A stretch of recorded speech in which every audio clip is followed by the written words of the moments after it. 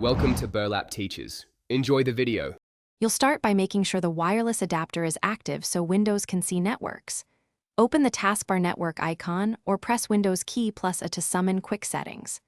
Once done, click the Wi-Fi tile. This reveals available SSIDs.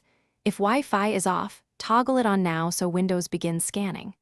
You're initiating discovery. This is why enabling the adapter first matters. Without it, you can't see or join networks. Stay here until the list of networks populates. You see a list of SSIDs. Pick the one that belongs to you and avoid similarly named networks.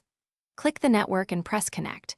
When prompted, type the network password exactly, matching case and symbols.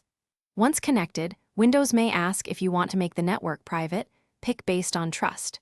If your router supports WPS and you prefer that, press the router's WPS button and then select the WPS option in Windows. Make sure to enable Connect automatically if you want persistent access.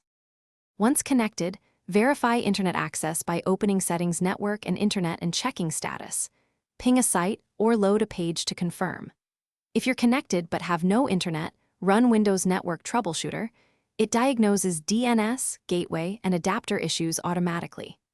If problems persist, toggle the Wi-Fi adapter off and on, restart the router, and update or reinstall the Wi-Fi driver via Device Manager. A good troubleshooting tip: try a different device on the same network to.